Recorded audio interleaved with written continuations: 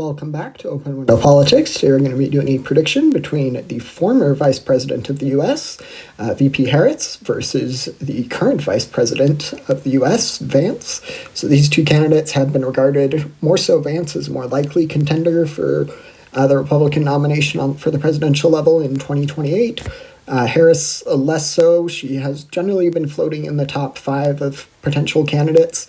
Right at the moment, Newsom is largely regarded as the most likely to get the Democratic nomination in 2028, but we're still quite a while out before the election, and there's a lot that can change.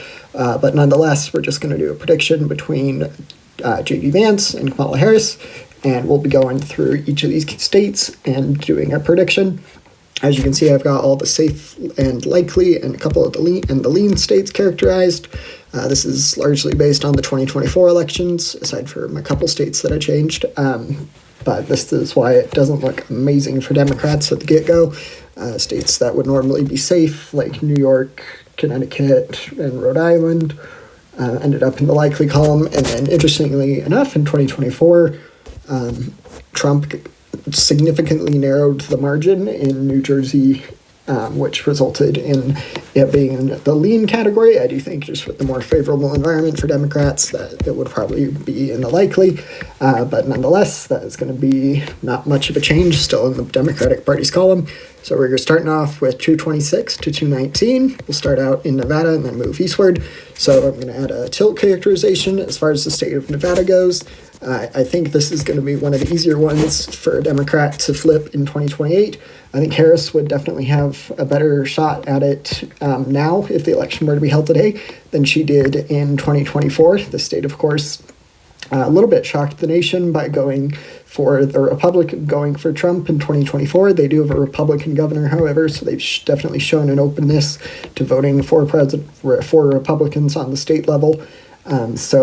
But just with demographic trends and especially Hispanic Americans souring on Republicans and Trump and the Trump administration in general, I think that would be enough to flip the state of Nevada into the tilt blue column. So that is going to be my rationale for Nevada, 232 to 219. Next up, we got the state of Arizona. I am less confident Democrats are going to be able to win this state. This state went to Trump by the biggest margin of all of the core 7 swing states, and it generally has a pretty long history of voting for Republicans on the presidential level. I do think in the long run, the states along the southwest and eastern half of the Sun Belt will shift more and more to the Democratic Party, but I just don't think between these two candidates that it would result in a Democratic victory. So that is going to be 11 more electoral college votes for J.D. Vance. And then we'll go to the other half of the Sun Belt now. As far as Georgia goes, I've gone back and forth on Georgia. Georgia has had some great elections for Democrats. In 2025, it'll be interesting. There's going to be a midterm election for a Senate seat here in Georgia, as well as North Carolina, as well as a bunch of other states, of course. But really, the Senate elections in North Carolina and Georgia can give us an indication of if those respective states will be willing to vote for a Democrat on the presidential level. Georgia, of course, did vote for Biden in 2020. They also have 2 Democratic senators. They do have a Republican governor, however. And the state has been shifting to the left for sure. It shocked the nation by voting blue in 2020. It was somewhat of a surprise win for the Biden campaign. But that is going to be 16 votes for Harris, so that brings us to 248 to 230. The state of North Carolina, however, I'm not quite as confident in this going to the Democrats. This state really hasn't gone blue on the presidential level since 2008. Like I mentioned with Georgia and hinted at earlier, there is going to be a Senate election. In this case, Roy Cooper, the Democrat, former popular governor of the state of North Carolina, is running for the Senate seat. So I think that will probably be a pickup opportunity for the Democrats. At least that's what it's looking like at the moment. But I think on the presidential level that it would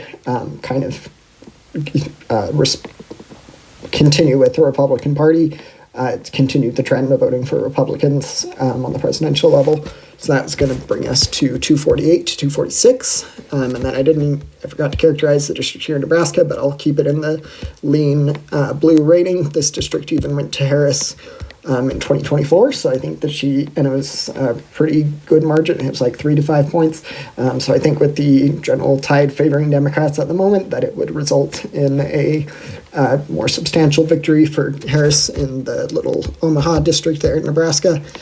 Still one more electoral college vote, but everything counts. So 248 to 246. The state I feel the most confident within the Rust Belt of calling for Harris would probably be the state of Wisconsin.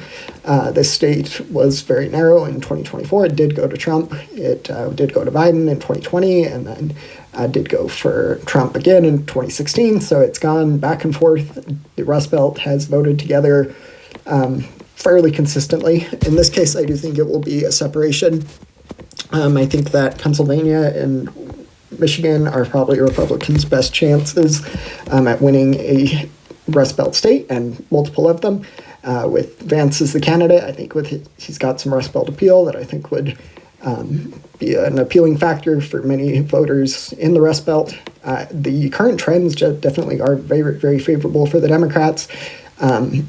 I don't know if Harris would be the strongest candidate. I don't think she would be the strongest candidate Democrats could put forward to face off against J.D. Vance. As you can see here, ultimately, I predict her end up losing. It will be interesting to see who actually becomes the nominee for the Republicans and Democrats in 2028. But for now, this is a little prediction between Harris and Vance. So don't forget to like and subscribe.